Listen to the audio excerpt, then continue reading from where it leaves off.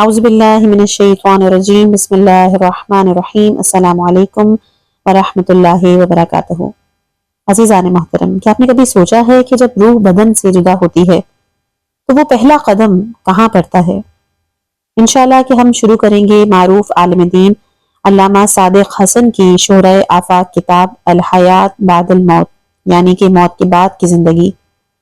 آئیے اس ایمان افروز audio book کے ذریعے اپنی روحوں کو بیدار کریں اور جانیں کہ اس عارضی دنیا کے بعد ہمارا اصل ٹھکانہ کیسا ہوگا۔ اس میں جتنی بھی آڈیوز آپ کے سامنے پیش ہوں گی اس کے لیے پلے لسٹ بنام الحیات بعد الموت میں آپ لوگ ملاحظہ کر سکتے ہیں۔ آج انشاءاللہ اس کتاب کا حصہ نمبر 7واں بیان کریں گے، تربیت اولاد کب، کیسے اور کیا۔ پروردگار عالم نے ایک اور حکم کہ جو ہر ایک کو ایک شخصیت کو دیا ہے، جو اپنے خاندان میں سربراہ ہے، جو اپنے خاندان کا بڑا ہے، مجھے یا آپ کو اپنی اولاد یا چھوٹوں کے درمیان عدالت کو برقرار رکھنا ہے۔ اسلام میں توحید کے بعد جو سب سے اہم حکم ہے وہ عدالت کا ہے۔ کسی پہ ظلم نہ ہونے پائے، کسی سے زیادتی نہ ہونے پائے، اور خصوصیت کے ساتھ والدین کے لیے مسئلہ اسلام نے بہت اہم بنایا ہے کہ تمہیں اپنی اولاد کے درمیان فرق نہیں کرنا، تمہیں اپنی اولاد کے درمیان ظلم نہیں کرنا ہے۔ ایسا نہ ہو کہ تمہیں کسی کی محبت غافل اور اندھا کر دے، تو باپ ہونے کے باوجود تم بیٹے کے مجرم قرار پاؤ، ماں ہونے کے باوجود تم اولاد کی مجرمہ قرار پاؤ۔ البتہ صرف ایک مقام پہ اجازت دی گئی ہے کہ اولاد میں فرق کیا جا سکتا ہے۔ یہ وہ مرحلہ ہے کہ جب اولاد سمجھدار ہو گئی ہے، باشعور، اچھائی برائی کو سمجھنے لگی، تو والدین نے اپنی ذمہ داری کو شروع کیا کہ وہ اپنی اولاد کی تربیت کر رہے ہیں۔ باپ اور ماں کا فریضہ ہے صرف یہ نہیں کہ وہ اولاد کے پیدا کرنے کے بعد یہ سمجھیں کہ اب ہماری ذمہ داری ختم ہے اور اب ہمارے بیٹے بیٹی کی ذمہ داری شروع ہے کہ وہ ہمارا احترام کریں، ہماری عزت کریں۔ وہ قرآن کی ساری آیتیں معصومین کی ڈھونڈ کے لائی جائیں گی کہ جس میں والدین کی عزت و احترام کا حکم دیا گیا ہے۔ یہ تو بات کا مسئلہ ہے۔ ابتدا میں والدین پہ یہ ذمہ داری عائد کی جاتی ہے کہ تمہیں اپنی اولاد کی تربیت کرنا ہے، اور تربیت کچھ اس انداز سے کرنی ہے کہ تمہاری اولاد دنیا میں کامیاب ہو یا نہ ہو مگر آخرت میں اسے کامیاب ہونا ہے۔ دنیا والوں کو خوش کر پا سکے یا نہ کر پا سکے مگر پروردگار کو خوش کرنے کا راستہ اسے اختیار کرنا ہے۔ ہاں، دین کی تربیت کے ساتھ اگر اولاد کی دنیا بنانے کی کوشش کی جائے تو کوئی حرج نہیں، بلکہ یہ بھی ایک عبادت ہے۔ لیکن دین کو نظر انداز کر کے اولاد کی دنیا بنانا یہ وہ بدترین جرم ہے۔ اگر باپ اور ماں بھی کریں تو انہیں معاف نہیں کیا جائے گا۔ تو اب اسلام نے اس کا ایک طریقہ بھی بتایا ہے کہ تمہیں اپنی اولاد کی تربیت کس طرح شروع کرنی ہے۔ ایک مہینہ اور سال کے تعین کے اعتبار سے ہے کہ جب تمہارا بیٹا اتنے مہینے یا اتنے دن کا ہو جائے تمہیں اسے سب سے پہلا لفظ کون سا سکھانا ہے، اور اس کے بعد اسے کیا جملہ یاد کرانا ہے، کس عمر میں اسے قرآن پڑھانا ہے، کس عمر میں جا کر اسے نماز کی عادت ڈلوانی ہے، کس عمر میں جا کے اسے روزہ رکھوانا ہے۔ وہ سارے مراحل، وہ سارے سٹیج عمر کے لحاظ سے اسلام نے بیان کیے ہیں۔ اور پھر یہ بھی ایک حکم اسلامی ہے، اور یہ بھی بتایا گیا کہ جب تک تمہاری اولاد مثلاً 3 یا 4 سال کی عمر تک پہنچے اس پر زیادہ زور بھی نہ ڈالو، زیادہ اسے مجبور بھی نہ کرو۔ یہ نہ ہو کہ 1 یا 1.5 سال کا بچہ ہو اور تم اس پر سارا قرآن اور ساری فقہ کو مسلط کر دو۔ تمہیں یہ روایت ہے کہ معصومین کی کہ ایک بچہ ایک عمر میں بادشاہ ہوتا ہے، نہ اسے کوئی پوچھ گچھ ہے اور نہ اس کے اوپر کوئی سختی، لیکن ایک عمر کے بعد والدین کی ذمہ داری شروع ہو جاتی ہے۔ والدین اپنی اولاد کی تربیت شروع کریں گے تو اس کے بعد ایک مرحلہ آئے گا کہ اولاد سمجھدار ہوگی، اچھائی برائی کو سمجھنے لگے گی، اور اس کے بعد جو بیٹا دین کی طرف زیادہ ہے، حکم پروردگار کو زیادہ خوشی سے قبول کر رہا ہے، دین کی باتوں کو سمجھ رہا ہے، اس کو ترجیح دینا، اسے ظاہری اعتبار سے دوسروں سے زیادہ اچھا سلوک کرنا، اور وہ جو ذرا دین کی باتوں سے دور ہے، شریعت کی باتوں سے نفرت کرتا ہے، دین کی باتوں پر عمل کرنے کو تیار نہیں، اسے مارنا نہیں، پیٹنا نہیں، نفرت نہیں کرنی، لیکن یہ احساس دلانا کہ اگر تم نے دین پر عمل نہیں کیا تو ہمارے پاس سے تمہیں احترام اور عزت نہیں ملے گی۔ دینداری کی وجہ سے شریعت پر عمل کرنے کی وجہ سے اس عمر پر جا کر جب بچہ اچھائی اور برائی سمجھنے لگے تو وہاں پر والدین بس ایک چیز ذہن میں رکھتے ہوئے ایک بیٹے کو ترجیح دے اور دوسرے کو ترجیح نہ دے، تو اسلام میں یہ چیز نہ صرف بری ہے بلکہ بعض مقام پر معصومین علیہ السلام کی زبان سے یہ جملہ نکلا ہے۔ چنانچہ مشہور روایت ہے کہ ہمارے چھٹے امام صادق آل محمد امام جعفر صادق علیہ السلام یہ ارشاد فرما رہے ہیں، مجھے اپنی تمام اولادوں میں سے اپنے سب سے بڑے بیٹے اسماعیل سے زیادہ محبت ہے۔ اب ساتویں امام کے ذکر کی تو ضرورت ہی نہیں، یہ کئی روایتوں میں آیا ہے کہ جب امام نے اولاد کے بارے میں کوئی مسئلہ بتایا، اپنی اولاد کا کوئی امتحان لیا، تو اگر امام کی اولاد میں سے کوئی آزمائش میں آگے بڑھا تو اسے روک دیا گیا کہ اے میرے بیٹے، یہ تجھ سے میرا خطاب نہیں ہے، تم تو میں ہوں اور میں تو تم ہوں۔ تو معصوم کو چھوڑ کر باقی اولادیں جو ہیں چھٹے امام کی، خود امام کہہ رہے ہیں کہ مجھے اپنی اولادوں میں سب سے زیادہ محبت اسماعیل سے ہے، وہ اس لیے کہ وہ خدا کے سب سے زیادہ اطاعت گزار، مجھ سے زیادہ محبت کرنے والے۔ اب امام نے اعلان بتایا کہ دوسرے بیٹوں کے مقابلے میں اسماعیل سے زیادہ محبت ہے، مگر اس لیے کہ وہ دین کے معاملوں میں دوسروں سے بہتر ہے، شریعت کے معاملے میں دوسروں سے بہتر ہے، تب اس کو ترجیح دی جائے گی۔ تو صرف اس ایک مقام پر کہ جو اولاد دین کی جانب زیادہ ہے، تو اگر اس سے زیادہ محبت کی جائے تو اسلام میں بری نہیں۔ اولاد میں فرق کرنا یہ اسلام میں خود ایک اولاد کے درمیان فرق کرنا یہ اتنا بڑا گناہ ہے کہ میدان قیامت میں پیغمبر اسلام صلی اللہ علیہ وآلہ وسلم وکیل بن کے آئیں گے اس اولاد کی طرف سے اور مقدمہ لڑیں گے اس باپ کے خلاف۔ مگر اس تمام تر ماحول میں باپ کی ایک ذمہ داری باقی ہے کہ بہرحال تمہیں اپنی اولاد سے برابری تو کرنی ہے، لیکن اس ایک بات کو یاد رکھو کہ تمہارے ہر ایک لمحے کی ذمہ داری ہے کہ اپنی اولاد کو جہاں تک ہو سکے دین کی تربیت دو۔ اور اسی لیے بیٹی کی پیدائش سے پہلے یہ حکم آ گیا کہ جب تم شادی کرنے جا رہے ہو تو دیکھ کے شادی کرو گے۔ جس خاندان میں شادی کی جا رہی ہے وہاں شادی کرنے سے کیا تمہاری اولاد دیندار بن سکتی ہے؟ نہیں، یہ ظلم لڑکے کے لیے بھی ہے لڑکی کے لیے بھی۔ دونوں کو بتایا گیا کہ لڑکے کے والدین کے لیے بھی حکم ہے اور لڑکی کے والدین کے لیے بھی کہ جب تم اپنی بیٹی کا رشتہ کرو تو یہ مت دیکھو کہ تم جہاں رشتہ کر رہے ہو وہ دولت مند ہیں یا نہیں، با اثر ہیں یا نہیں، یہاں تمہاری بیٹی کو یہ سہولت ملے گی یا نہیں، پہلے دیکھو کہ اس گھر میں دین ہے کہ نہیں۔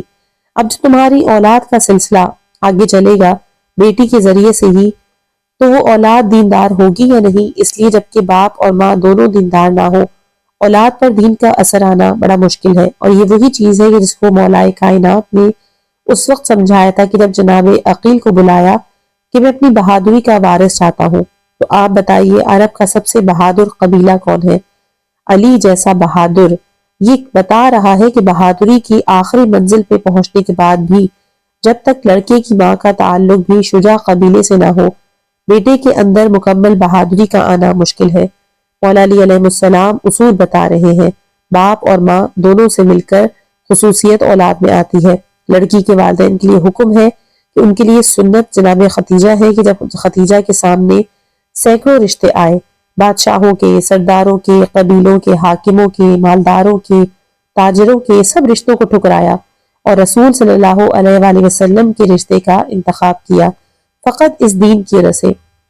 ورقہ بن نوفل کے جو اس رشتے کے درمیان میں تھے، انہوں نے یہی تو کہا تھا کہ اگر تم نے سے شادی کر لی تو آخرت کے دن تم ساری کائنات کی عورتوں کی سردار ہوگی، اس لیے کہ یہ اللہ کا رسول ہے اور جو اس سے متوسط ہوگا میدان قیامت میں وہ نجات پائے گا۔ ورقہ بن نوفل نے جناب ختیجہ کو دنیا کے بارے میں کچھ نہیں بتایا کہ مدینے کا حاکم بنے گا، مدینے کی حکومت اس کے ہاتھ میں ہوگی، آخرت کی بات کی۔ جناب ختیجہ نے اس رشتے کا انتخاب کیا تو لڑکیوں کے لیے سنت ختیجہ ہے، اور سب سے پہلے یہ دیکھنا ہے کہ دین ہو تو دیندار ہونے کے بعد دنیاوی چیز کو دیکھا جائے تو غلط نہیں، لیکن پہلے یہ دیکھنا ہے کہ جس خاندان میں بیٹی کا رشتہ کیا جا رہا ہے اس کے پاس دین ہے کہ نہیں، خصوصیت کے ساتھ لڑکا دیندار ہے کہ نہیں، جس کا انتخاب کیا ہے کیا وہ دیندار ہے کہ نہیں۔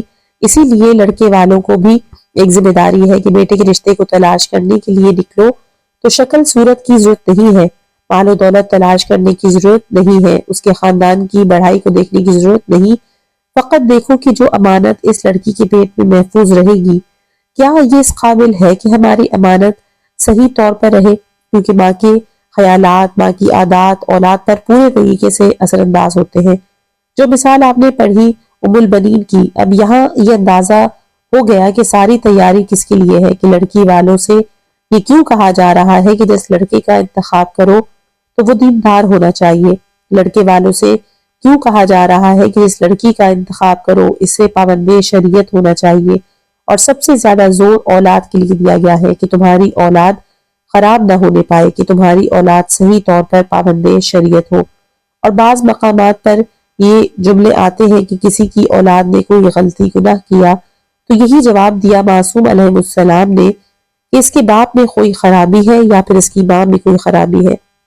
کل ایسی روایتیں ہیں کہ ماں اور باپ کا بے دین ہونا اولاد کو تباہ کر دے معذرت کئی ایسی روایتیں ہیں کہ ماں اور باپ کا بے دین ہونا اولاد کو تباہ کر دیتا ہے۔ تو اب اولاد کی دینی تربیت والدین کے لیے اتنا اہم فریضہ ہے کہ اولاد کی پیدائش سے بھی پہلے شادی کی تیاری کرائی جا رہی ہے، اور جس وقت بیٹا شکم مادر میں آیا، بیٹی ماں کے پیٹ میں آئی، وہاں پہ اسلام نے پھر سختی کے ساتھ زور دیا کہ اب اس بات کا خاص خیال رکھنا کہ جو کچھ اس کی ماں سوچے گی، جو کچھ اس کی ماں تمنا کرے گی، وہ سب اثرات اس بیٹے یا بیٹی پر پڑیں گے۔ چنانچہ یہی سے احتیاط شروع کرو کہ کوئی حرام اور گناہ تمہارے گھر میں نہیں ہونا چاہیے۔ اور پھر جب وقت تمہاری اولاد پیدا ہو گئی، اس پر شریعت کی پابندیاں ٹھوسنا نہیں۔ معصوم نے 3-4 سال کی عمر بتائی کہ تم کو اپنی اولاد پر شریعت کی پابندیاں عائد نہیں کرنی، مگر خود تمہیں اپنے آپ کو مکمل پابند شریعت بنانا ہے۔ کیوں امام کا ایک جملہ ہے کہ جس وقت کوئی بھی بچہ دنیا میں آتا ہے اس وقت تم سمجھتے ہو کہ اس کی دیکھنے کی طاقت نہیں مگر دونوں آنکھوں سے صحیح دیکھتا ہے، اس کا اثر ساری زندگی رہتا ہے۔ تم یہ سمجھتے ہو کہ اس کے کانوں میں بھی آواز کے سمجھنے کی صلاحیت نہیں ہے مگر وہ آوازیں کی جو اس وقت سنتا ہے مرتے دم تک کوئی نہ کوئی اثر باقی رہتا ہے، اور اس کی زبان میں بولنے کی طاقت نہیں ہے لیکن جو لقمہ تم اس کے منہ میں دیتے ہو اس کا کوئی نہ کوئی اثر باقی رہتا ہے۔ تو خبردار اپنی اولاد کی آنکھوں کے سامنے کوئی عمل نہ کرنا کہ جو حرام اور گناہ ہے، ایسا نہ ہو کہ آنکھ کے ذریعے یہ چیز اس کی تربیت میں داخل نہ ہو جائے۔ اپنی اولاد کے کانوں میں کوئی حرام چیز داخل نہ کرنا، ایسا نہ ہو کہ کوئی چیز اس کی فطرت میں نہ بس جائے، اور اپنی اولاد کے منہ میں کوئی حرام لقمہ داخل نہ کرنا، ایسا نہ ہو کہ یہ حرام کا اثر مرتے دم تک اور اس کے اوپر رہے۔ اور یہی وجہ، یہی سبب ہے کہ اسلام نے ایک ایسا حکم دیا، اور اگر آپ ظاہری اعتبار سے دیکھتے ہیں اس کا کوئی فائدہ ہی نظر نہیں آ رہا۔ یہ ایک دن کا بچہ جو نہ بول سکے، نہ سن سکے، نہ دیکھ سکے، مگر اسلام کیا کہہ رہا ہے؟ اٹھاؤ اسے، ایک کان میں اذان دو اور ایک کان میں اقامت دو۔ اذان و اقامت دی جا رہی ہے وہ بھی عربی زبان میں، ایسے بچے کے کان میں کہ ہمارے خیال کے مطابق ابھی اس کے کان کسی چیز کو سمجھ ہی نہیں سکتے۔ یہ در حقیقت اولاد کے لیے جو فائدہ ہے وہ یہی ہے، لیکن ہمیں بھی ایک وارننگ ہے کہ اپنے بیٹے کے کان کی، آنکھ کی، پیٹ کی قوتوں کو بیکار نہیں سمجھے۔ پہلی آواز جو اس کے کان میں اذان کی پہنچی ہے، پھر دوسری آواز اقامت کی اس کے کان میں پہنچی، تو یہ آوازیں ساری زندگی اسے دین کے راستے پہ قائم رکھ سکتی ہیں، شرط یہ کہ بعد میں والدین کی تربیت بھی ایسی ہو۔ تو اب آغاز ہی بیٹا پیدا ہونے سے پہلے باپ کو باپ کو پابند شریعت بننا ہے۔ یہ خیال رکھنا ہے کہ ایسا نہ ہو کہ ہماری ذرا سی لاپرواہی اور غفلت ہماری اولاد کو بے دین بنا دے۔ کچھ ایسی روایتیں بھی ہیں کہ جس میں کھل کر بیان نہیں کرنا چاہتا ہوں کہ وہ جائز اور حلال کام بھی کہ جن کی وجہ سے نکاح کیا جاتا ہے مگر ایسے بیٹے یا بیٹی کے سامنے انجام نہ پائے کہ جو اچھائی اور برائی کو نہیں سمجھ سکتا ہے، ہمارے خیال میں بالکل معصوم ہے مگر اس کے سامنے بھی یہ تمام اعمال انجام نہ دیے جائیں کہ اس پر ان کا غلط اثر پڑے گا۔ تو اسلام میں تو بچہ دیکھتا بھی ہے، سنتا بھی ہے، سمجھتا بھی ہے، اب جو کچھ اسے والدین بتا رہے ہیں اس کا اثر ہوگا۔ چنانچہ یہ غلطی اکثر والدین سے ہو جایا کرتی ہے۔ تو لڑکا جب 12 سال کا ہو جاتا ہے تو کوشش کی جاتی ہے کہ اسے مدرسے بھیجا جائے، اسے دین کے راستے پہ چلایا جائے۔ اس وقت جب وہ ان باتوں پر عمل کرنے کو تیار نہیں ہوتا تو والدین پریشان ہو جاتے ہیں کہ ہم نے ایسی کیا غلطی کر لی، ہمارا بیٹا کیوں اتنا نافرمان نکل رہا ہے۔ غلطی آج کی نہیں ہے، جب یہ لڑکا 12 گھنٹے کا تھا اس وقت سے ہماری غلطیوں کا آغاز ہو گیا جس کا آج نتیجہ ہمارے سامنے آ رہا ہے۔ اہل بیت علیہ السلام ان موقعوں پر تربیت اولاد کے بارے میں ایسے جملے استعمال کرتے تھے کہ اگر ہم ان نقطے کو ذہن میں رکھیں تو وہ روایتیں سمجھ میں آتی ہیں کہ آخر اس کا مطلب کیا ہے، مگر اس کا مطلب یہ تھا کہ جب آل محمد اپنی معصوم اولاد کے لیے کیا احتیاط کر رہے ہیں تو پھر ہم اپنی غیر معصوم اولاد کے لیے اتنے لاپرواہ اور غافل کیوں ہیں۔ امام حسن علیہ السلام کی ولادت۔ چنانچہ تاریخ بتاتی ہے کہ جب یہ 15 رمضان کی تاریخ مدینے میں قریب آ رہی تھی، اور یہ تاریخ ایسی تاریخ ہے کہ جس کا انتظار سارے مسلمانوں کو ایک عرصہ دراز سے تھا، اس لیے کہ زندگی میں ہی رسول کو تانا کثرت کے ساتھ دیا جا رہا تھا کہ جس کی وجہ سے بعض مسلمان بھی پریشان ہو گئے تھے، اور یہی پریشانی تھی کہ جو جنگ احد میں ظاہر ہوئی، وہ یہ کہ عبداللہ کے یتیم، تم نے نعوذ باللہ رسالت کا ایک ڈھونگ رچا ہے اور ہمارے نوجوانوں کو بہکا کے ایک نیا مذہب تو بنا لیا ہے، مگر یہ کتنا عرصہ چلے گا؟ تیرا یہ مذہب بوڑھے ہو چکے ہیں، انتقال کر جاؤ گے، کوئی اولاد تمہاری نہیں جو تمہارے پیغام کو باقی رکھنے والی ہو، اس کے بعد تو اسے مٹنا ہی مٹنا ہے۔ اور عربوں کے قبائل کا نظام ایسا ہے کہ واقعاً اگر کوئی شخص بغیر لڑکے کے اس دنیا سے چلا جاتا ہے تو اس کا نام و نشان مٹ کے رہ جاتا ہے۔ یہ تانا ایسا تھا کہ کافر تو یہ تانا دے ہی رہے تھے، مسلمان بھی پریشان ہو گئے کہ واقعاً رسول کے ہاں اولاد تو کوئی نہیں، اگر رسول اسی حالت میں اس دنیا سے چلے گئے تو پھر اس دین کا کیا فائدہ، کیا ہوگا؟ پھر اسلام لانے سے ہمیں ملے گا کیا؟ جنگ احد میں بھاگنے والوں نے یہی تو کہا تھا کہ جب ہم نے سنا کہ رسول مارے گئے تو یہ سوچا کہ چلو اب اسلام کا فائدہ کیا، اب مسلمان بننے سے کیا حاصل ہوگا، جاؤ اپنے پرانے دوستوں سے مل جاؤ۔ تو یہ خیال مسلمانوں کے ذہن میں بھی بیٹھ چکا تھا۔ بہرحال 15 رمضان کی تاریخ بھی قریب آ رہی ہے، اور جیسے جیسے یہ تاریخ قریب آتی ہے پیغمبر اسلام صلی اللہ علیہ وآلہ وسلم بار بار اعلان فرما رہے ہیں کہ ان قریب تمہیں خوشخبری ملنے والی ہے، سارے اسلامی معاشرے سے کہہ رہے ہیں، بلکہ یہاں پر تو ایک مشہور روایت بھی ہے کہ بعض علماء نے کہا کہ اس کا تعلق 3 شعبان سے ہے، اور بعض نے کہا کہ 15 رمضان سے۔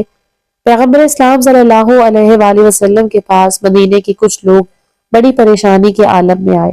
یہ روایت بھی سورہ یوسف کے ایک اہم مطلب کو بیان کرنے والی ہے کہ خواب میں کیا حقیقت ہوتی ہے۔ حضرت یوسف علیہ السلام نے ایک خواب دیکھا، یہی بھائیوں کی لڑائی شروع ہوئی، اور خواب میں کیا حقیقت ہوتی ہے؟ چنانچہ جناب عباس کی بیوی ام الفضل، جناب عباس جو رسول خدا کے چچا حضرت ابو طالب کے بھائی، ان کی بیوی ہے ام الفضل کے بارے میں لوگ پریشان ہو کر رسول خدا صلی اللہ علیہ وآلہ وسلم کے پاس آتے ہیں۔ اللہ کے رسول 3 راتیں گزر گئیں، ام فضل دن کو بھی روتی ہیں اور رات کو بھی، اور جتنا ہم ان سے پوچھتے ہیں وہ نہیں بتاتی، کہتی ہیں کہ بات ہی ایسی ہے کہ میں زبان میں اس کو ادا نہیں کر سکتی۔ پیغمبر اسلام صلی اللہ علیہ وآلہ وسلم نے اپنے چچا عباس کو بلایا، پوچھا کہ میری چچی کی کیا حالت ہے؟ جناب عباس نے بھی وہی بات کہی کہ اے میرے بھتیجے، 3 راتیں اور دن ہو گئے ہیں، میری بیوی ام الفضل نے ابھی رونا بند ہی نہیں کیا، یہاں تک کہ میں نے قسم دے کے پوچھا کہ ایسی بات کیا ہے کہ میں کیسے بیان کروں؟ پیغمبر نے فرمایا کہ جائیے اور میری چچی کو لے آئے۔ ام فضل کو پیغمبر کا پیغام ملا، آنے پہ مجبور تھی، پیغمبر کو سلام کیا، سلام جواب کے بعد رسول خدا صلی اللہ علیہ وآلہ وسلم کہتے ہیں چچی آپ اتنی پریشان کیوں ہیں، رو کیوں رہی ہے؟ کہا کہ بس اتنا کہہ سکتی ہوں کہ 3 دن پہلے میں نے خواب دیکھا، بہت ڈراؤنا خواب، بڑا دہشتناک، اور اس خواب کے دیکھنے کے بعد میں بہت شرمندہ ہوں، گھبرائی ہوئی ہوں، میری سمجھ نہیں آ رہا کیا کروں۔ پیغمبر نے کہا بتائیے تو صحیح وہ خواب کیا ہے؟ کہا میرے بھتیجے خواب ایسا ہے کہ مجھ میں ہمت نہیں کہ میں بیان کروں۔ پیغمبر صلی اللہ علیہ وآلہ وسلم نے پوچھا یہ خواب آپ نے کس وقت دیکھا تھا؟ کہا کہ خواب میں نے ظہر کے وقت دیکھا ہے۔ ایک حدیث رسول ہے کہ 5 وقت ایسے ہیں کہ جب انسان سو جاتا ہے، اور ان 5 میں سے ایک وقت ظہر کا۔ پیغمبر نے ام الفضل سے پوچھا کہ یہ خواب آپ نے کب دیکھا؟ ام الفضل نے کہا کہ ظہر کے وقت۔ پیغمبر نے کہا کہ یہ تو وہ گھڑی ہے کہ جس کا خواب تو جھوٹا ہوتا ہی نہیں ہے، جو کچھ آپ نے دیکھا وہ بالکل صحیح اور سچا خواب ہے۔ اب ام فضل کی پریشانی بڑھ گئی، ایک مرتبہ گھبرا کے کہا کہ پھر تو یہ خواب بیان کرنے کی ہمت ہی نہیں رہی۔ پیغمبر نے کہا لیکن ہر خواب کی ایک تعبیر بھی ہوتی ہے، آپ بتائیے تو صحیح، شاید کہ اس کی تعبیر آپ کے حق میں بہتر ہو۔ ام فضل نے ڈرتے ڈرتے کہا اے میرے بھتیجے، میں نے رات خواب میں ایک منظر دیکھا ہے کہ آپ کے جسم کا ایک ٹکڑا کٹ گیا اور کٹنے کے بعد میری گود میں آ کر گر گیا۔ اب بظاہر اتنا ڈراؤنا خواب دین اور ایمان کے خلاف خواب کہ رسول کے جسم کا ایک حصہ کٹ کر میری گود میں آ جائے، یہ کیسے ممکن ہے؟ اس کا مطلب توہین رسالت تو نہیں؟ اس میں یہ تو نہیں کہ میرے ذہن رسول کے خلاف کوئی سازش اور منصوبہ ہو؟ پیغمبر مسکرائے کہا، اے میری چچی ام الفضل، یہ تو مبارک ترین خواب ہے کہ جو آپ نے دیکھا۔ پریشان نہ ہو، انتظار کریں، میں آپ کو بتاؤں گا کہ اس خواب کا مطلب کیا ہے۔ اب ام فضل انتظار کر رہی ہیں کہ بظاہر کہ جو اتنا ڈراؤنا خواب لیکن ایمان کے خلاف کہ رسول یا امام کے جسم کو کاٹا جائے، پیغمبر یہ کہہ رہے ہیں کہ یہ تو مبارک ترین خواب ہے۔ چنانچہ اس میں کیا برکت ہے؟ ادھر مدینے کے مسلمان الگ انتظار کر رہے ہیں کہ پیغمبر متواتر فرما رہے ہیں کہ عنقریب تمہیں خوشخبری ملنے والی ہے۔ ادھر مکے کے کافر انتظار میں بیٹھے ہیں کہ اب یہ رسول 55 سال کے قریب ہو گیا ہے، عرب کے اعتبار سے بڑھاپا آ گیا ہے، اب اس کا کسی وقت بھی انتقال ہو سکتا ہے۔ اگر انتقال نہ بھی ہو کہ مدینے کے اندر جاسوس اب ایسے مقام پر پہنچ چکے ہیں کہ اب ان کو کسی وقت بھی قتل کروا سکتے ہیں، اور ان سب کی نسل میں کوئی لڑکا ہے ہی نہیں۔ سوچا پیغام رسالت مٹنے والا ہے، نام رسالت مٹنے والا ہے۔ سب اپنی اپنی جگہ انتظار کر رہے ہیں۔ 15 رمضان کی تاریخ آئی، شب 15 رمضان 3 یا 4 ہجری، علماء میں اختلاف ہے مگر زیادہ روایات میں ہے 3 ہجری تھی 15 رمضان کی تاریخ کہ پروردگار کا بھی وہ وعدہ پورا ہونے والا تھا کہ ہم نے ان دو دریاؤں کو ملایا ہے، عنقریب ان سے موتی نکلنے والے ہیں۔ اور یہی وہ شب تھی کہ آنے والا دن وہ دن تھا کہ جب مکے کے کافروں کی امیدوں پر اوس پڑ گئی اور مدینے کے مسلمانوں کی ہمت بڑھ گئی، اور پتہ چل گیا کہ ان کے خواب کا مطلب کیا ہے۔ جب خانہ فاطمہ میں علی اور فاطمہ کی شادی کے بعد شہزادہ حسن کی ولادت ہوئی ہے، اب روایات میں یہ بتایا جاتا ہے کہ مدینے کے لیے یہ پہلا موقع ہے کہ خوشی اس شادی کے بعد، بلکہ شادی بھی ان حالات میں ہوئی تھی کہ مسلمان جنگ بدر کی تیاریوں میں مصروف اور مشغول تھے۔ یہ پہلا ایسا خوشی کا موقع آیا کہ خانہ رسالت میں خوشی کے نعرے بجنے لگے۔ پیغمبر صلی اللہ علیہ وآلہ وسلم نے ام الفضل کو بلایا اور اپنے بیٹے حسن کو اٹھا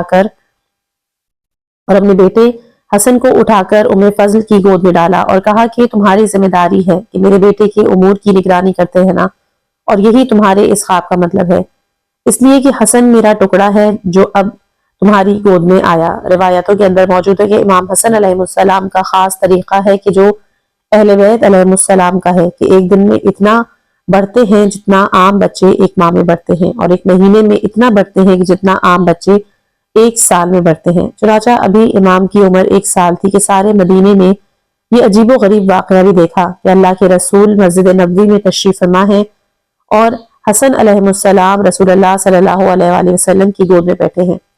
امام حسن علیہ السلام کی دیگر فضائل میں اگر ایک ہی جملہ کہہ دیا جائے تو غالباً کافی ہوگا کہ امام حسن علیہ السلام اس کائنات کی پہلی مخلوق ہیں کہ جن کی ماں بھی معصوم، پہلی شخصیت کے جو باپ کی طرف سے بھی عصمت کے ذمہ دار اور ماں کی طرف سے بھی عصمت کی حصے دار۔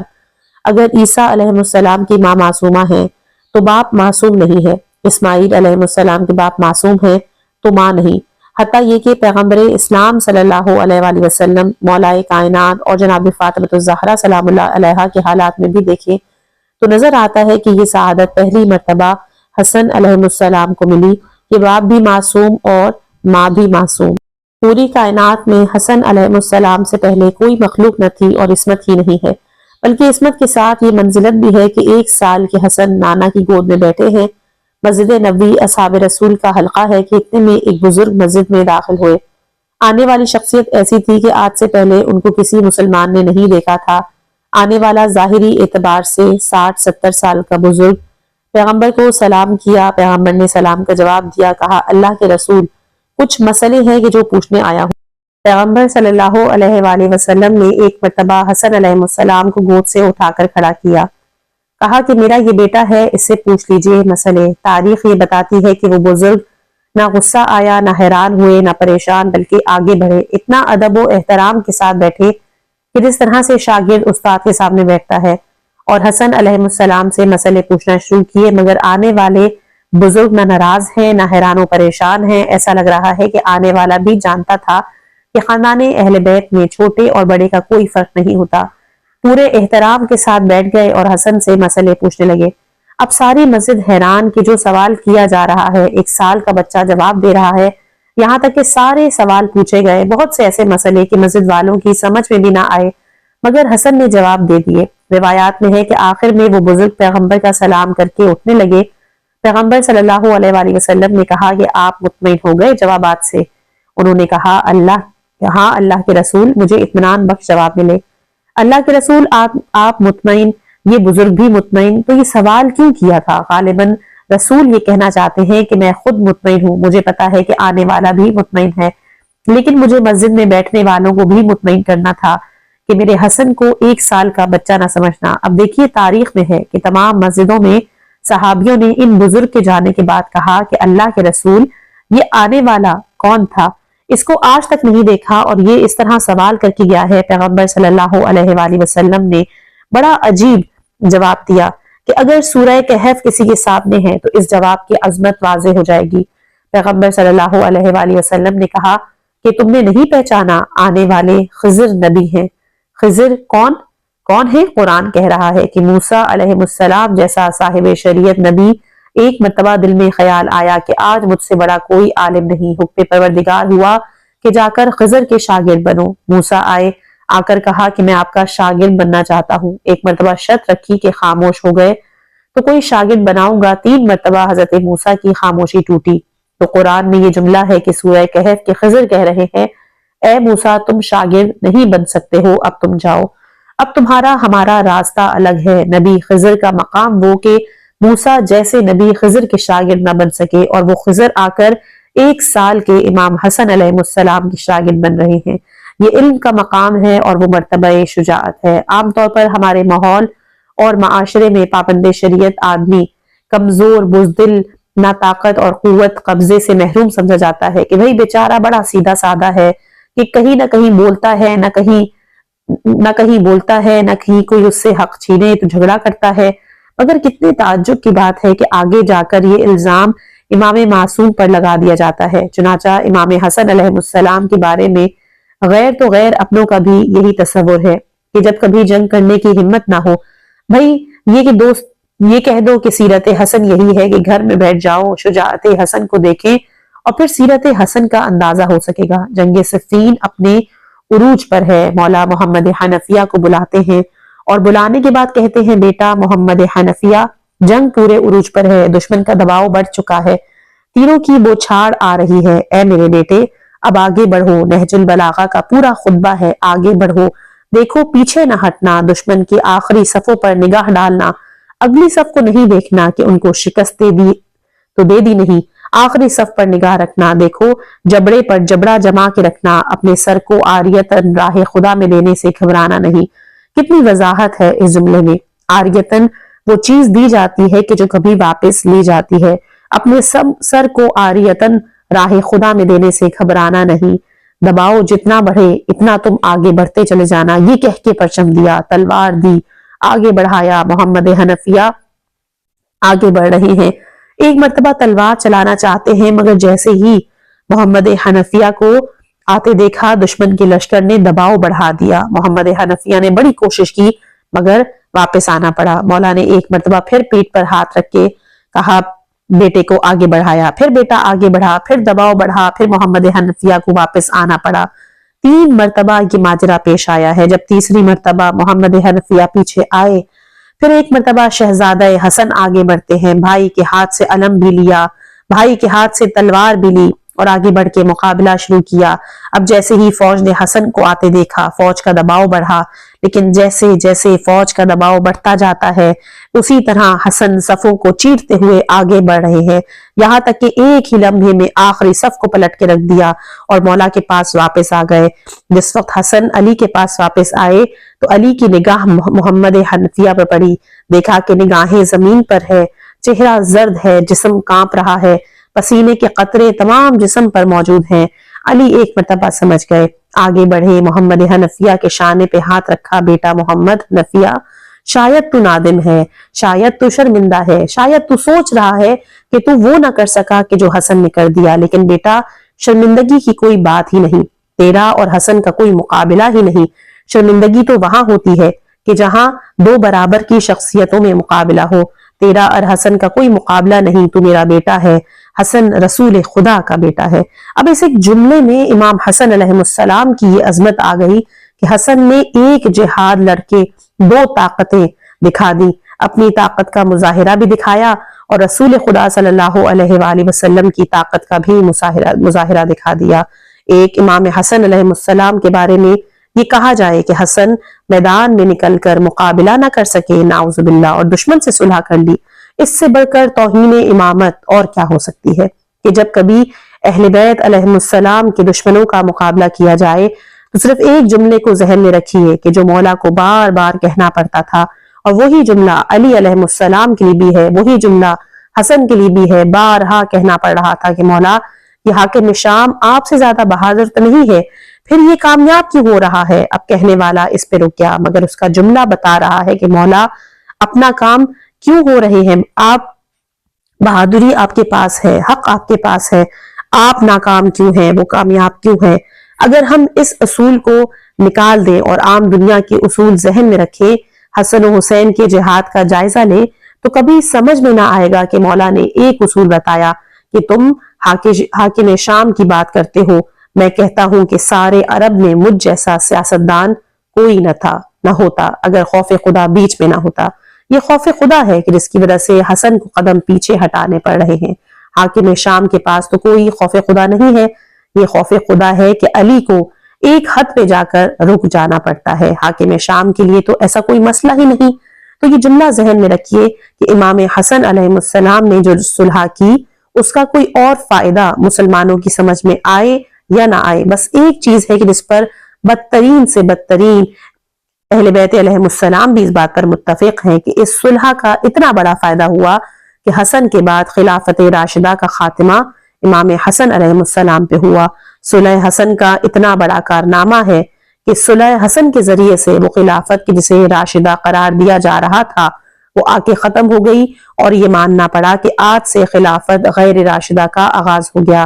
صرف یہ ایک فائدہ صلح کا اتنا بڑا ہے تو پھر آپ تاریخ اسلام پہ نگاہ ڈالیں کہ جانشین رسول کا دعویٰ کرنے والوں کو دیکھیں اور عظمت امام حسن ماننا پڑتی ہے کہ کتنا بڑا کارنامہ خلافت کے سلسلے میں انجام دیا۔ اس کے بعد والا ہے مقصد آل محمد اور ہمارا کردار۔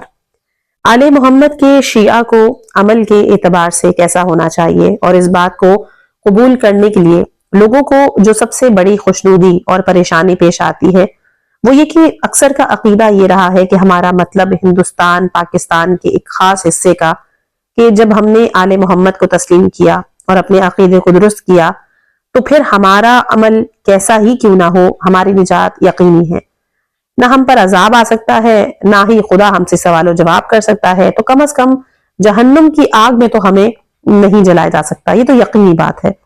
عقیدہ تو آپ کا بالکل صحیح ہے، بالکل کامل ہے، کبھی بغیر عمل کے عقیدہ اکیلا آپ کو نجات دلا نہیں سکتا۔ چلیں یہ مان بھی لیا جائے کہ آل محمد کے بارے میں آپ کا عقیدہ کامل ہے کہ آل محمد کس انداز سے اپنے آپ کو پیش کر رہے تھے اسی انداز سے آپ نے ان کو مانا۔ ہم یہ مان بھی لیں کہ اس کے بعد آل محمد کو ماننے کے بعد پھر آپ کو عمل کے بغیر بھی جنت مل جائے گی اور عذاب سے بھی آپ بچ جائیں گے، تب بھی بنیادی مسئلہ یہ ہے کہ کیا آپ نے آل محمد کو صحیح طرح سے مانا بھی ہے یا نہیں۔ یہ مسئلہ خود بحث کا ایک موضوع بن سکتا ہے کہ اب تک لوگ یہی سوچ کر آرام سے بیٹھ جایا کرتے ہیں کہ چلو ہم نے عمل نہیں کیا، تھوڑی بہت ہم نے کمی رہ گئی تو کیا ہوا، آل محمد کو تو ہم نے مانا ہے۔ حقیقت میں آل محمد کو مانا گیا ہے یا زمانہ اس انداز پہ پہنچ گیا ہے، اب آل محمد کے نام لینے والے آل محمد کو مان نہیں رہے ہیں، بلکہ نام لینا اور چیز ہے، ماننا اور چیز سے خالی نام لینے سے تو آپ کے نزدیک بھی یہ ثابت نہیں کہ آپ نے آل محمد کو مانا ہے۔ تو پھر مسلمانوں کے سارے فرقے سوائے خارجیوں کے کہ جنہیں مسلمان کہنا بھی اسلام کے اوپر ظلم ہے، سوائے خارجیوں کے ناسبیوں کے مسلمانوں کے تمام فرقے آل محمد کو کم از کم نام کی حد تک تو مانتے ہیں۔ آل محمد کس انداز سے اپنے آپ کو آپ کے سامنے پیش کر رہے ہیں۔ آل محمد کا اپنے زمانے کے جن جن لوگوں سے اختلاف ہوا، اس اختلاف کی 2 قسمیں ہیں اور 2 نوعیتیں ہیں۔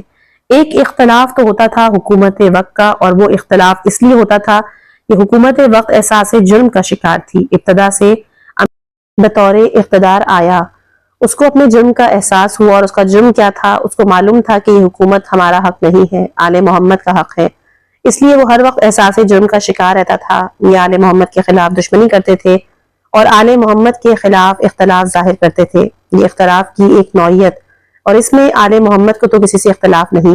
دشمن حکومت کے تخت پر بیٹھنے والا اپنے جرم کی وجہ سے آل محمد کو دبانا چاہتا ہے۔ درے آل محمد کا اصل سے جو اختلاف تھا امت مسلمہ کے ایک گروہ سے، وہ یہ تھا کہ رسول صلی اللہ علیہ وآلہ وسلم جو چیزیں بتا کے گئے ہیں انہیں تبدیل کرنے کی اجازت نہ دی جائے۔ حکومت لینا ہے لے لے، تخت پہ قبضہ کرنا ہے کر لے، طاقت دکھانا ہے دکھاؤ، تمہیں عیاشیاں کرنی ہے کرو، لیکن ہم یہ اجازت تمہیں دینے کو تیار نہیں کہ تم اسلام کو بدلنے کی کوشش کرو جو رسول اس دنیا کے سامنے پیش کر گئے۔ اور یہی سب سے اہم مقصد تھا آل محمد کے نزدیک کہ آل محمد نے تمام زندگی کون سا جہاد کیا۔ ایک فکر آج کل ہمارے ماحول میں پھیلائی جا رہی ہے کہ آل محمد کا اصلی مقصد حکومت کو حاصل کرنا ہے۔ آقا صدر نے کہ جو شیعہ تاریخ پر ایک کتابچہ لکھا ہے کہ حکومت حاصل کرنا یا حکومت کے لیے جد و جہد کرنا، یہ کبھی بھی آل محمد کا مقصد نہیں رہا۔ ان کا سب سے بنیادی مقصد یہ تھا کہ جتنے بھی طریقے ہیں اسلام کو تبدیل کرنے کی اجازت کبھی نہیں دی جائے گی۔ اور تین بڑی چیزیں آل محمد کے سامنے ہیں، تین تحریکیں ہیں، تین منصوبے بنائے گئے رسول صلی اللہ علیہ وآلہ وسلم کے اسلام کو بدلنے کے۔ پہلا منصوبہ تو یہ تھا کہ حرام محمد کو حلال کیا جائے اور حلال محمد کو حرام کیا جائے۔ آل محمد کی موجودگی میں منصوبے بنائے جا رہے ہیں، تین بہت واضح منصوبے نظر آتے ہیں کہ ہمیں مسلمانوں کے پاس حرام محمد کو حلال کیا جائے، حلال محمد کو حرام کیا جائے۔ دوسری چیز کہ سارا زور اس پہ لگایا جائے کہ قرآن ہماری ہدایت اور رہنمائی کے لیے اکیلا کافی ہے، سب کچھ ہمیں قرآن سے لینا ہے، جو قرآن میں مل گیا وہ ہمارے لیے قابل قبول، اور جو چیز قرآن میں نہیں ملی ہم اس کو قبول کرنے کے لیے تیار۔ اور تیسری چیز یہ تھی کہ عقل کے تحت مسائل شریعت کو حل کیا جائے، شرعی مسائل کو، دین کے مسائل کو اپنی ناقص عقل کے تحت حل کیا جائے۔ یہ تین بڑی چیزیں داخل کی گئی مسلمانوں کے اندر، اگرچہ یہ تیسری چیز اس لیے داخل کی گئی کہ انہوں نے جب دوسرے منصوبے پہ عمل کرنا شروع کیا کہ ہر چیز ہمیں قرآن سے لینی ہے، تو انہیں پتہ چلا کہ قرآن ان کی سمجھ میں نہیں آ رہا، تمام مسائل قرآن ان کو حل کر کے نہیں دے رہا، تو مجبوراً ایک تیسری تحریک داخل کی گئی کہ پھر قرآن جہاں ہمارے مسئلے کا واضح حل پیش نہ کرے وہاں پہ ہم اپنی عقل سے اس مسئلے کو حل کریں۔ ہمیں غیروں سے کوئی غرض نہیں کہ انہوں نے کیا کیا، جب اپنی عقل کے مطابق، اپنی ذہن کے مطابق، اپنے دین کے خاطر وہ جو کر رہا ہے وہ جانے اور اس کا خدا جانے، ہمیں تو اپنے بندوں سے گفتگو کرنا ہے۔ لیکن تین باتیں یاد رکھیں، آل محمد کی مخالفت کرنے والوں نے یہ تین کام ضرور کیے، چنانچہ آل محمد کے تقریباً اپنے تمام حقوق کو نظر انداز کر دیا، ہمارا حق چھنا جائے گا، ہم صبر کریں گے، صرف اس لیے کہ یہ تین منصوبے کہ جو مسلمانوں کو تباہ کرنے کے لیے بنائے جا رہے ہیں ہمیں ان کا مقابلہ کرنا ہے۔ اور اس کے بعد دیکھیں امیر المومنین علیہ السلام سے لے کر 11ویں امام تک پوری جد و جہد کی کہ حلال محمد حرام اور حرام محمد حلال نہ ہونے پائے، خالی قرآن پر امت اکتفا نہ کرے، اور تیسری چیز کہ اپنی عقل کو دین کے معاملے میں دخل دینے کی اجازت نہیں دی جا سکتی۔ یہ تو تھا آل محمد کا طریقہ، اور بحمدللہ ایک بات کو ماننا پڑے گا کہ مسلسل ہمارے علماء کرام اور ذاکرین عظام اپنی مجلسوں کے اندر یہ تینوں چیزیں ہمارے سامنے پیش کی ہیں اور بتایا کہ آل محمد کے دشمنوں نے یہ تین چیزیں رائج کرنے کی کوشش کی، چنانچہ شیعوں کا بچہ بچہ جانتا ہے کہ یہ تینوں چیزیں غلط اور خلاف شریعت ہیں۔ لیکن بڑی عجیب بات یہ ہے، بڑے تعجب کی بات کہ گزشتہ 50 سال یا 60 سال سے رفتہ رفتہ، بلکہ کسی سازش کے تحت یا ہماری جہالت سے فائدہ اٹھاتے ہوئے ہم نے یعنی آل محمد کے ماننے والوں میں اس انداز سے یہ عقائد داخل کیے گئے کہ اب یہی تین چیزیں آل محمد کے ماننے والوں میں بھی آ گئی ہیں۔ اور اس سے بڑھ کر آل محمد کے لیے صدمے اور تکلیف کی بات کیا ہو سکتی ہے کہ ہمارے 11 اماموں نے تمام زندگی یہ کوشش کر کے ان چیزوں کا خاتمہ کرنا چاہا، اور پوری ایک قوم اور ایک فرقہ، ایک جماعت تیار کر دی کہ جس کا نام ہے شیعہ، کہ جو ان تین چیزوں کی دشمن ہے۔ اب رفتہ رفتہ یہ حالت ہو گئی کہ آج شیعان آل محمد ان تین چیزوں پہ عمل کرنے لگے ہیں، یعنی حلال محمد کو حرام اور حرام محمد کو حلال سمجھا جانے لگا، جس کے خلاف آل محمد نے جہاد کیا۔ آج شیعان اہل بیت کی وہ حالت ہو گئی کہ جو رسول صلی اللہ علیہ وآلہ وسلم کی اس حدیث کو کہ میں تم میں دو چیزیں چھوڑے جا رہا ہوں، ایک کتاب خدا اور ایک اپنی عطرت، کہ آل محمد کے ماننے والے ایک مرتبہ اس حدیث کو بلا بیٹھے ہیں۔ بس سارا ان کا یہی زور ہے کہ قرآن ہی ہمارے لیے کافی ہے اور قرآن ہی ہمارا سب کچھ ہے۔ اور تیسری چیز، ہر مقام پر اپنی عقل کے تحت شریعت کے مسئلے حل کیے جانے لگے، حلال محمد حرام نہ ہونے پائے، حرام محمد حلال نہ ہونے پائے۔ یہ ہے آل محمد کی پہلی جد و جہد۔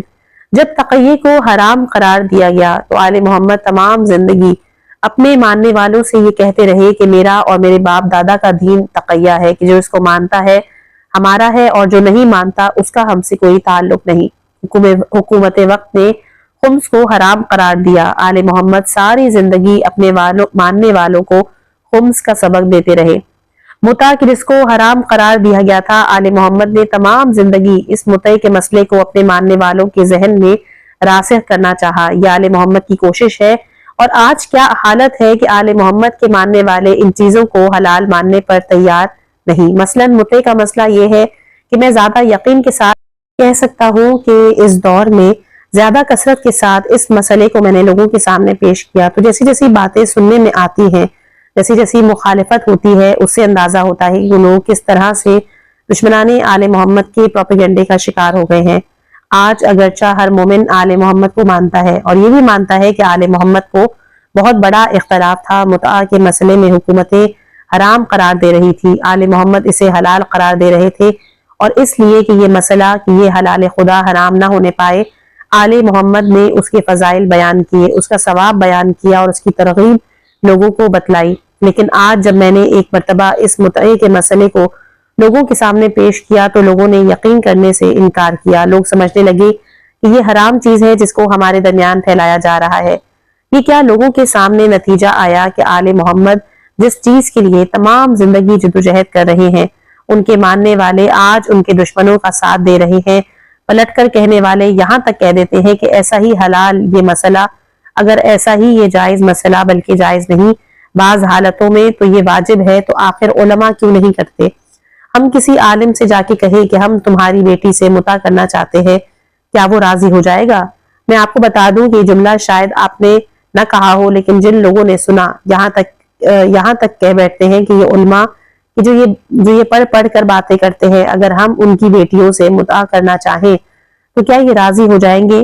یہ جملہ کس نے پہلی مرتبہ بیان کیا؟ میں اس مقام پر کھل کے بیان تو نہیں کر سکتا، لیکن میں صرف اتنا کہتا ہوں کہ جب چھٹے اور پانچویں امام نے اس مسئلے کو خاص طور پر بیان کیا تو ایک مرتبہ اس زمانے کے بڑے فقیہ نے پانچویں امام سے پلٹ کر یہی کہا، یہ ابن رسول اللہ، آپ متع پر اتنا زور دے رہے ہیں، اگر میں یہ کہوں کہ میں آپ کی بیٹی سے متع کرنا چاہوں تو کیا آپ راضی ہو جائیں گے؟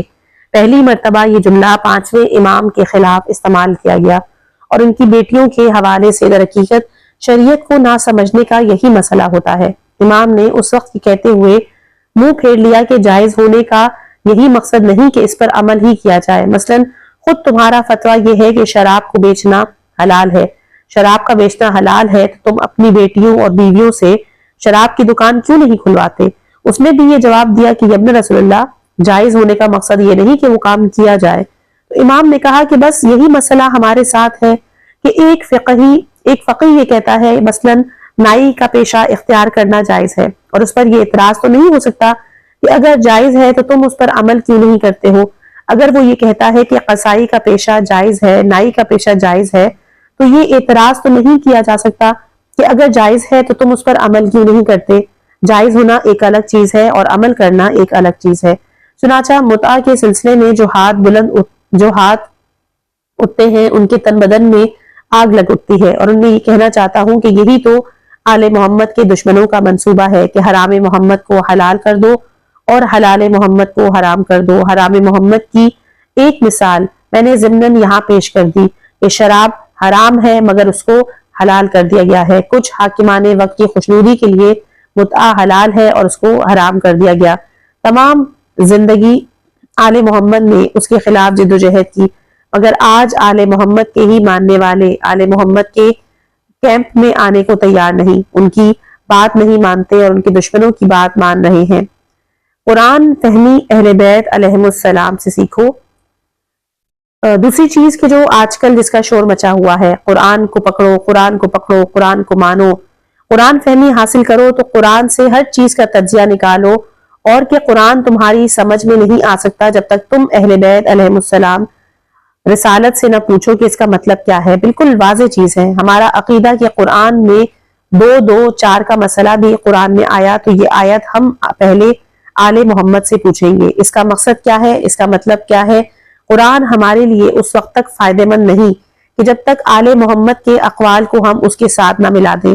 ये तो इतनी मशहूर चीज है कि बच्चा बच्चा जानता है कि आले मोहम्मद ने सारी जिंदगी इसी इंसान के लिए जदोजहद की। कुरान के साथ अहले बैत को होना चाहिए।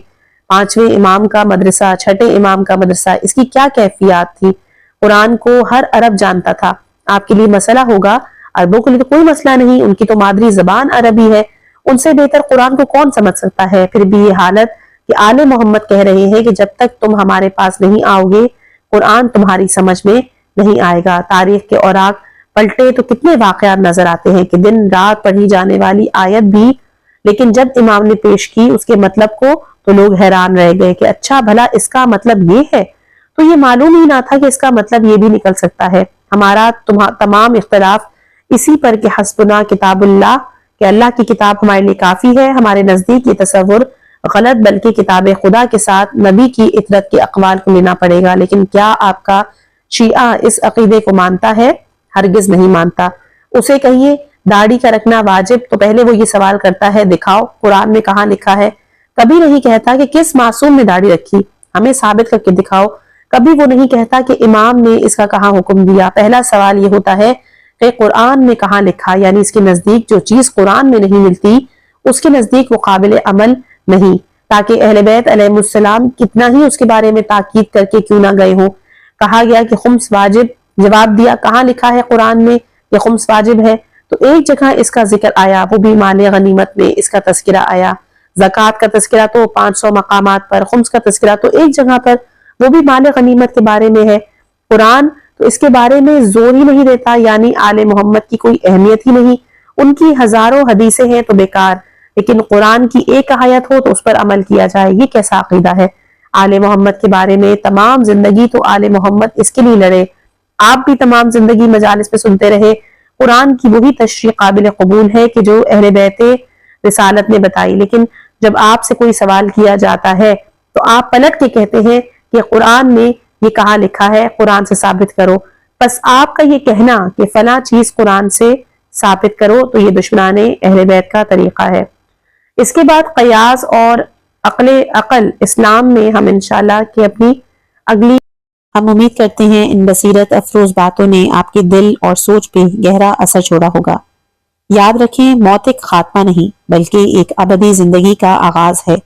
इस सफर की तैयारी ही हमारी असल कामयाबी है। अपनी राय का इजहार कमेंट सेक्शन में जरूर कीजिएगा। अगली किस्त तक के लिए हमें इजाजत दीजिए। वस्सलामु अलैकुम व रहमतुल्लाहि व बरकातहू।